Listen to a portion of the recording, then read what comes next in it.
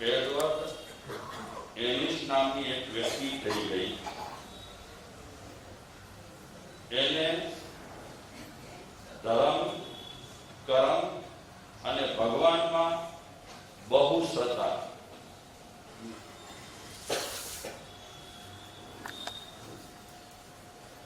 એ એલિસમાં આત્મવિશ્વાસ ગજબનો હતો.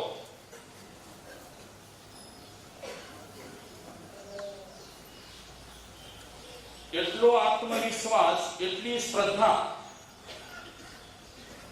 અને એ શ્રદ્ધાને કારણે અને આત્મવિશ્વાસને કારણે એલિસ ગરીબ હોવા છતાં પણ લોકો એને ચાહતા હતા, એનું સન્માન કરતા હતા. ક્યારે પણ કોઈ પણ વિષયમાં એ કાંઈ પણ વાત કરે તો એની વાત સાચી ઠરતી હતી, સાચી બનતી હતી. એક વખત એડવર્ડ એલિસ એક ઠેકાણથી પસાર થઈ રહ્યો હતો. જે ધરતી પરથી એ પસાર થઈ રહ્યો હતો તે સમયે એને આભાસ થયો. આભાસ એવો થયો કે જે જમીન પર અત્યારે મેં પગ મૂકેલા છે એ જમીનની નીચે સુવર્ણ છે, એવો એને આભાસ થયો. એને કાંઈ પણ આભાસ થતો હતો તો એ આભાસ ક્યારે પણ ખોટો પડતો ન હતો. એટલી શ્રદ્ધા, એટલો આત્મવિશ્વાસ. જ્યારે પણ કોઈ વિષયમાં વાત કરે ત્યારે એની વાત જડબે સલાહ સાચી પડે. આજે ખુદને આભાસ થયો કે હું જ્યાંથી પસાર થઈ રહ્યો છું એ જમીનની નીચે સોનું છે, સુવર્ણ છે, ગોલ્ડન. આભાસ થયા પછી, સંકેત મળ્યા પછી એને નિર્ણય કર્યો કે આ જમીન હું ખરીદી લઉં. સંકેત દરેક વ્યક્તિને, દરેક જીવને મળતા હોય છે. એવા માણસને તો સંકેત મળે, જાનવરોને પણ સંકેત મળતા હોય છે. આપણે જો જાગૃત હોઈએ તો મળનારા સંકેત આપણે પકડી શકીએ, અને જાગૃત ન હોઈએ તો ગમે તેટલા અને ગમે તેવા સંકેત મળે આપણે પકડી ન શકીએ. આજની તારીખે જાનવરો કુદરત તરફથી એને જે કંઈ સંકેત મળતા હોય છે એ પકડી લેતા હોય છે.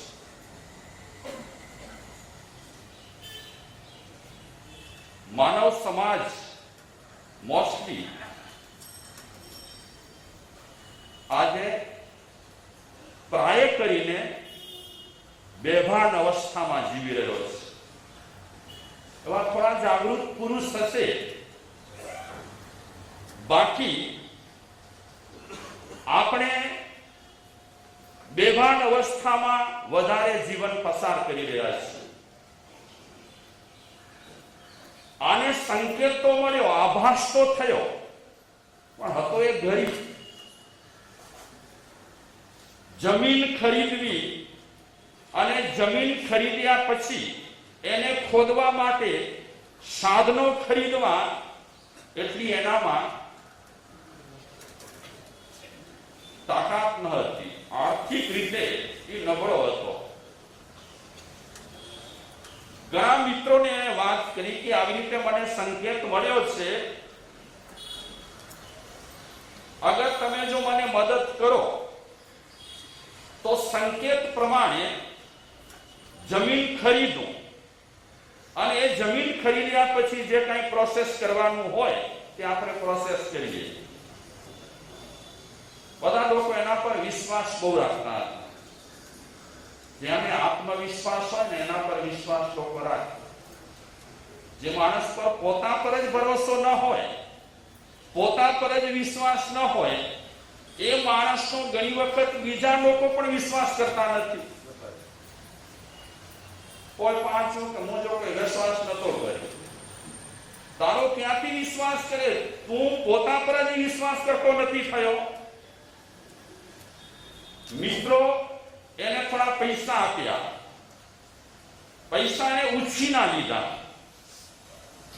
શું કહેવાય એને? લોન. એટલે સાવ મજા આવે. મિત્રોએ પૈસા આપ્યા, જમીન ખરીદી, ખોદકામ ચાલુ કર્યું. આ એનિસ માનતો હતો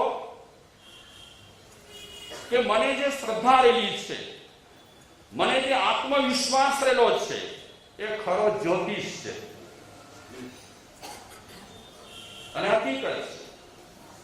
ખરો જ્યોતિષ આપણી શ્રદ્ધા, ખરો જ્યોતિષ આપણો આત્મવિશ્વાસ. આપણે 17 જ્યોતિષીઓ પાસે જઈએ, સારા જ્યોતિષીઓ પાસે જઈએ, ન હોય શ્રદ્ધા અને ન હોય આત્મવિશ્વાસ, તો સારામાં સારા જ્યોતિષી પણ શું કરે? આપણે આપણા જ્યોતિષી બની શકીએ. આપણામાં શું હોવી જોઈએ? શ્રદ્ધા, આત્મવિશ્વાસ. ગઈકાલનો અધૂરો વિષય છે એ મેં આજે લીધો છે. ખોદકામ ચાલુ થયું અને ખોદકામ શરૂ થયા પછી સોનાને બદલે ચાંદી થોડી મળી, ગોલ્ડન ન મળ્યું. શું મળ્યું?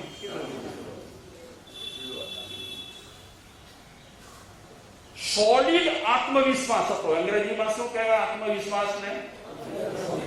સેલ્ફ. આ તમે સમજી લેજો, મને બોલતા નહીં આવે. એવો જોરદાર એની હતો આત્મવિશ્વાસ. ક્યારેક આપણા સૌના માટે એવું બને કે આત્મવિશ્વાસ સોલિડ હોવા છતાં પણ આપણે મનમાં જે રીતે કાંઈ વિચારેલું હોય તે કદાચ ન પણ બને. હવે એ સમયમાં આપણે આપણા આત્મવિશ્વાસને કેટલો ટકાવી રાખીએ છીએ આપણા પર, ક્યારેક ન પણ બને. આ એનિસના જીવનમાં જે બનવાનું હતું તે ન બન્યું. મતલબ કે સોનું ન નીકળ્યું અને સમય જતા એનિસ ગુજરી ગયો. પણ જતા જતા એ કહી ગયો, સંદેશ આપતો ગયો, શ્રદ્ધા અને આત્મવિશ્વાસને કારણે જે કાંઈ મને સંકેત મળેલો છે એ સંકેત સાચો છે. આજે નહીં તો કાલે એ સંકેત કોઈના દ્વારા પૂર્ણ થશે. જતા જતા સંદેશ આપતો ગયો. અને એક મહિલા, એટલે કે એની પત્ની કદાચ હોય, એ મહિલાએ 16 વર્ષ પછી એ જ જમીન પર એને ખોદકામ ચાલુ કર્યું. 600 ફૂટ ખોદ્યા પછી એમાંથી સોનું પણ નીકળ્યું, ચાંદી પણ નીકળી, તાંબુ પણ નીકળ્યું અને ઝીંક એટલે જસર એ પણ નીકળ્યું.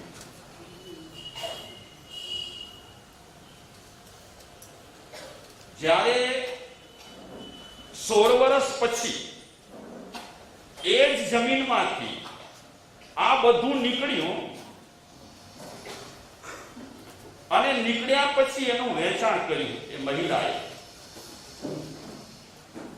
લાખો ડોલર મળ્યા. એ મહિલાએ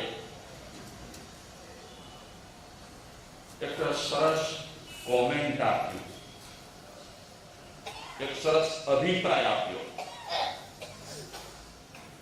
એ અભિપ્રાયમાં એ મહિલાએ કીધું કે શ્રદ્ધા, આત્મવિશ્વાસ પોતે જ જ્યોતિષ છે. ફરી એ લાઈન બોલું, શ્રદ્ધા અને આત્મવિશ્વાસ પોતે જ્યોતિષ છે.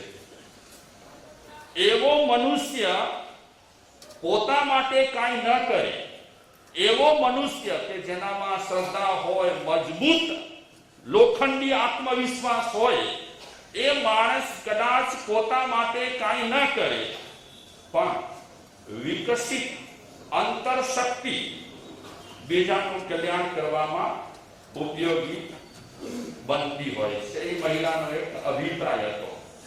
ક્યારેક એવું બનતું હોય કે જેની આત્મશક્તિ, આત્મવિશ્વાસ ખીલેલો હોય, તે છતાં પણ એના માટે જેટલો ઉપયોગી ન બને, એનાથી વધારે બીજા માટે ઉપયોગી બને. આપણી વાત ચાલુ છે. પહેલો મુદ્દો કયો છે? પહેલો મુદ્દો શ્રદ્ધા. આપણને જિંદગી સારી મળી છે એ તો આપણે વર્ષોથી સાંભળીએ, જાણીએ છીએ. મેં ગઈકાલે એક સુવિચાર કયો હતો કે લગભગ વિશ્વની વસ્તી જે રહી હોય તે, તમે શોધ્યો, ફિગર ન શોધ્યો, 7.6 બિલિયન. આ વિશ્વની વસ્તીમાં એક હું છું. વિશ્વની જેટલી વસ્તી રહેલી છે એમાં એક હું છું. હું એટલે તમે બધા, આપણે બધા. આપણે આ વિશ્વમાં એક માણસ તરીકે આવ્યા છીએ. એ સુવિચાર દોહરાવું છું. આ પૃથ્વી પટ પર માણસ તરીકે આવ્યા પછી આપણે બધા સમસ્યાઓ વધારવા માટે નથી આવ્યા.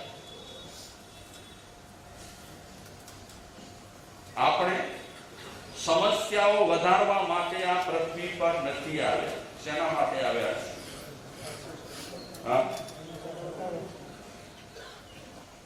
મારી સમસ્યાઓ પણ ઘટે અને હું બીજાને પણ મદદ કરીને બીજાની સમસ્યાઓ પણ ઘટાડું. આપણે આપણી સમસ્યાઓ પણ વધારીએ અને બીજાની સમસ્યાઓ પણ વધારીએ તો આ પૃથ્વી પટ પર મનુષ્ય તરીકે આવ્યાનો મતલબ પણ શું? સમસ્યાઓ વધારતા જઈએ, સમસ્યાઓ વધારતા જઈએ. આપણે પણ મૂંઝાયેલા અને બીજાઓને પણ આપણે મૂંઝાયેલા રાખીએ, એ જિંદગીનો કાંઈ મતલબ નથી. મતલબ એ કે આપણે સમસ્યાઓ વધારવા માટે નથી આવ્યા, પણ સમસ્યાઓ ઘટાડવા માટે આવ્યા છીએ અને કાંઈ સારું કરવા માટે આપણે આવ્યા છીએ. તો જીવનને મને જીવવા જેવું નથી. ભાગ્યશાળીઓ વાક્ય સાંભળ્યો મારો? જીવનને મને જીવવા જેવું નથી. હું જોઉં છું તમારા ઘણાના મોઢા, ખબર નહીં શું થઈ ગયું, ખબર નહીં શું આફત આવી છે તમારા જીવનમાં. કેટલા આમ શું કહું તમને, કેટલા ગંભીર થઈ ગયા છે, કેટલા ગંભીર. કેટલી જિંદગી આપણી સરસ રહેલી છે. આ જિંદગી આપણને મને જીવવા જેવી નથી.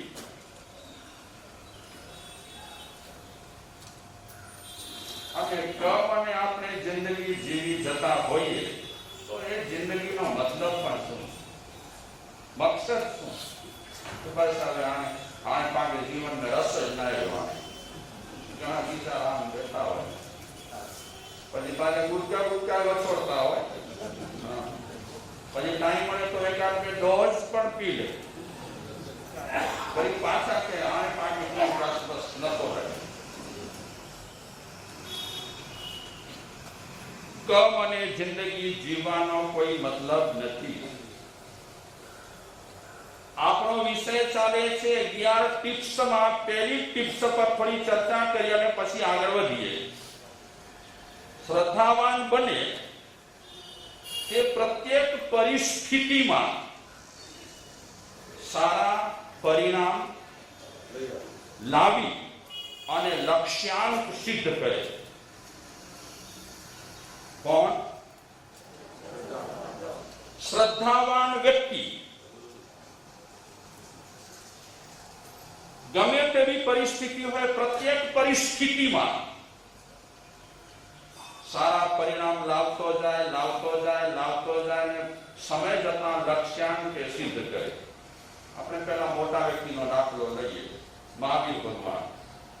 યા તો એ XYZ જે તે મહાપુરુષ વિશ્વમાં થઈ ગયા છે તે જે તે પરિસ્થિતિમાંથી પસાર થતા આપણે જે રીતે ધારીએ છીએ અને મહાપુરુષોના ગુણગાન જે રીતે કરીએ છીએ તે રીતે મહાપુરુષોની પ્રારંભની જિંદગી સાનુકૂળતા વાળી ન હતી.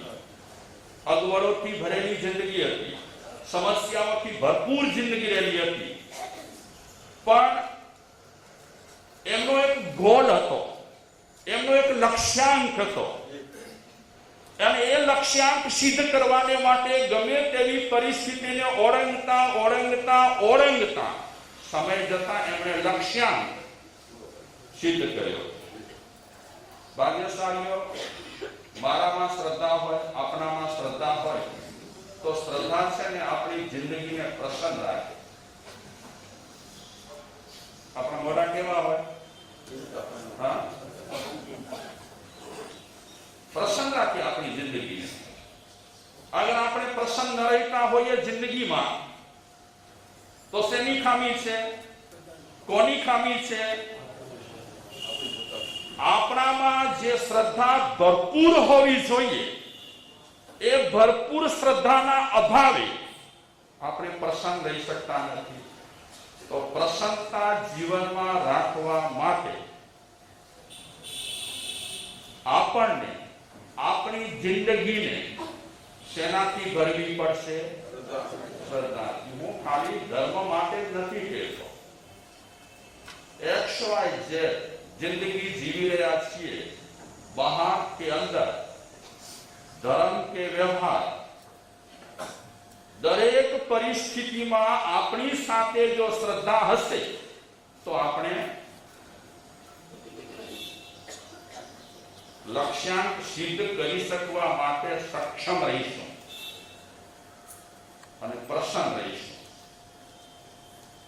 પ્રસન્નતા મને ન મળતી હોય, તમને ન મળતી હોય તો સમજવાનું કે મારી શ્રદ્ધા ડોલમ ડોલ છે, ડગુમગુ છે.